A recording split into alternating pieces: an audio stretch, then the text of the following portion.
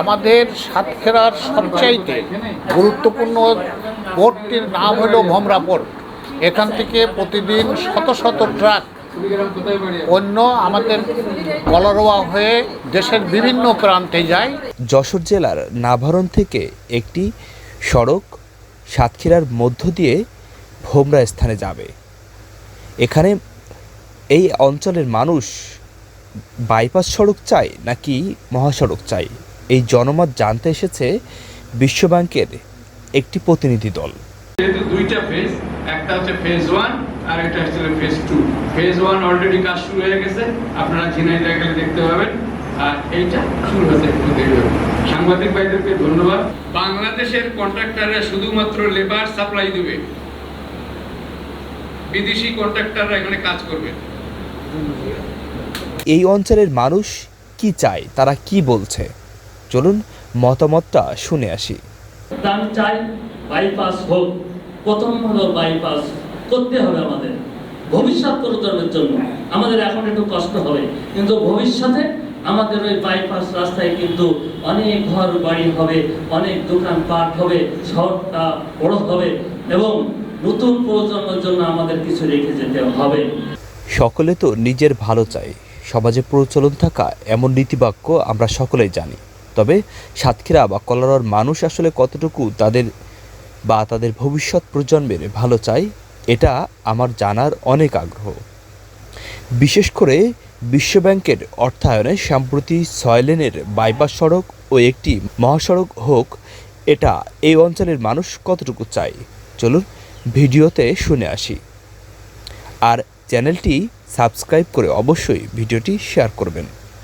আমাদের এই মেন সড়কের পরে চাপ পড়ে, ফলে অ্যাক্সিডেন্ট বাড়ে, পরিবহন এবং যাত্রীবাহী বাসগুলো এত বেশি পরিমাণ বিজি থাকে, রাস্তা পার হতে আমাদের সময় লাগে। বাচ্চারা স্কুলে যাইতে গেলে রাস্তা ক্রস করতে পারে না, অসুস্থ রোগী রাস্তা ক্রস করতে গেলে অনেক সময় অ্যাক্সিডেন্টের শিকার হয়। ফলে আমাদের এই রাস্তাটি সংস্কার করা যেরকম জরুরি, তেমনি ওই শত শত ট্রাক বাইপাসে দিয়ে তারা দেশের বিভিন্ন প্রান্তে চলে যাক, এই কারণে এই বাইপাস সড়কটি দরকার। আর মেন সড়কটি সংস্কার করা দরকার এই কারণেই যে এটা মানুষের সাধারণ চলাচলের একটি রাস্তা।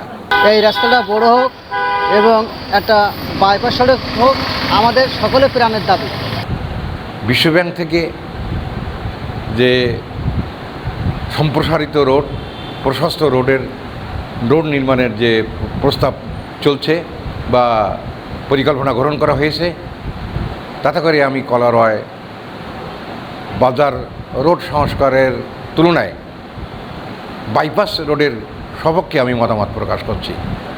বিশ্ব ব্যাংকের প্রতিনিধি দলের সমন্বয়ে যে বাইপাস রোডের যে আলোচনা হয়েছে, এটা কলারোয়ার মানুষের দাবি।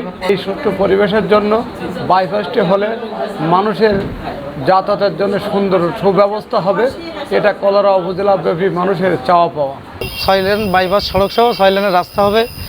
তা যা হোক, রাস্তাটা আমরা চাই সবাই রাস্তাটা হোক এবং রাস্তাটা হচ্ছেও, কিন্তু এই ক্ষেত্রে আমরা সহ আমাদের যে মহাজন আছে সবাই হচ্ছে তাদের ক্ষতিপূরণ পাচ্ছে।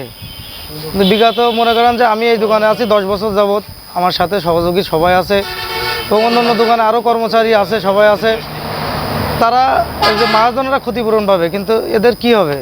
এরা তো প্রতিষ্ঠান থাকলে আরও 10 বছর 20 বছর এরা কাজ করতে পারতো, কিন্তু প্রতিষ্ঠান যখন থাকতেছে না তখন এদের উপায় কী হবে? এদের ক্ষতিপূরণ কে দেবে? আসলে কোনো দোকানদার, সেই দোকানদারের যদি কোনো শ্রমিক কাজ করে থাকে, আর যদি নির্দিষ্টভাবে আপনার কোনো থাকে, দলিল থাকে যে সে আমার দোকানের কর্মচারী, সেই কর্মচারীও কিন্তু একটা নির্দিষ্ট পরিমাণ টাকা সে কম্পেনসেশন পাবে।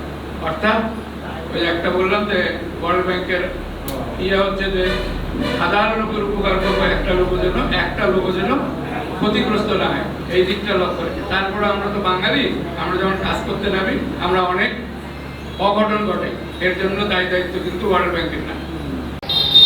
আমাদের প্রাণের দাবি গণপ্রজাতন্ত্রী বাংলাদেশ সরকারের মাননীয় প্রধানমন্ত্রী জননেত্রী শেখ হাসিনা এবং বিশ্ব ব্যাংকের কাছে এই রাস্তাটি অতীব জরুরিতে বা দ্রুতভাবে 6 লেনে উন্নীত করা হোক এবং সাথে সাথে এর পাশ দিয়ে একটা বাইপাস সড়ক খুব প্রয়োজন, এটা আমি মনে করি।